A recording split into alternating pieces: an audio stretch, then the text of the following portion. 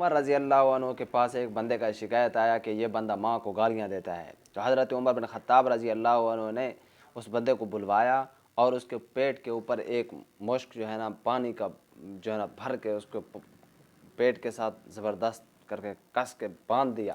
اور کہا کہ اس کو یہاں سے اتارنا نہیں، یہ یہیں پہ رہے گا اور یہاں اسی حالت میں تو نے سونا بھی ہے، اڑنا بیٹھنا چلنا پھرنا تیرا اسی حالت میں ہے۔ تو وہ بندہ ایک دن اس نے بڑی مشکل سے گزارا اور دوسرے دن آ گیا مادتوں کے اوپر، حضرت عمر مجھے معاف فرما دیں، میں آئندہ ایسی حرکتیں نہیں کروں گا۔ تو حضرت عمر بن خطاب نے پانی آدھا کر دیا، لیکن جو ہے نا وہ مشک حضرت نے فرمایا کہ یہاں پہ کھڑا رہے گا تیرے ساتھ، یہ تیری سزا ہے۔ تو بہرحال اس نے دوسرے روز جو ہے نا اپنی ماں کو بھی ساتھ لے گیا اور معافیاں تلافیاں کرنے لگیں اور کہنے لگی کہ میرے اس بیٹے کو چھوڑ دیں۔ تو حضرت عمر بن خطاب نے اس کی ماں کی طرف اشارہ کر کے فرمایا، بدبخت ظالم، اس ماں نے تجھے اپنے پیٹ کے اندر ایک سال تک رکھا اور اس کے بعد تو جب باہر آیا تو اس نے جو ہے نا تیرا وزن پھر بھی اٹھایا اور پھر تجھے کھلاتی تھی پلاتی تھی، اور اس کے بعد اس کا تو نے 2 سال تک اس کا تو نے دودھ بھی پیا۔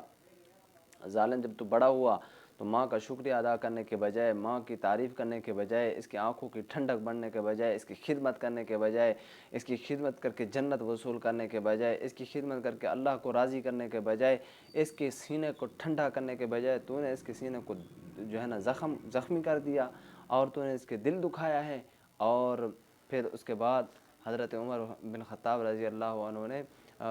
اس کے ماں کے کہنے کے اوپر اس کی سزا کو ختم کر دی۔ تو بہرحال ہمارے زمانہ میں آج لوگ بہت آسانی کے ساتھ والدین کو گالیاں دیتے ہیں اور جو ہے نا ان کی تذلیل کرتے ہیں اور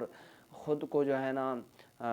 ان کو جو ہے نا خود کا اپنا نوکر ہی سمجھ لیتے ہیں، اور ماں باپ کی تعریف، خدمت، عظمت، شان ان کے دلوں سے رخصت ہو چکی ہے۔ کیوں؟ اس وجہ سے بے حیائی، برائی، گندے کاموں میں مصروف ہو گئے نا۔ اس وجہ سے رسول اللہ نے فرمایا، جب انسان ایک گناہ کرتا ہے اس کے دل کے اوپر سیاہ نقطہ لگ جاتا ہے، جب دوسرا گناہ کرتا ہے تو دوسرا، اسی طرح انسان کا دل میلا، گندا، کالا، سیاہ ہو جاتا ہے۔ تو اس وجہ سے ہمارے دلوں کو ہمیں صاف کرنے کی ضرورت ہے۔ اللہ پاک توفیق عمل نصیب فرمائے، زیادہ سے زیادہ اپنے ذکر کرنے کی توفیق عطا فرمائے۔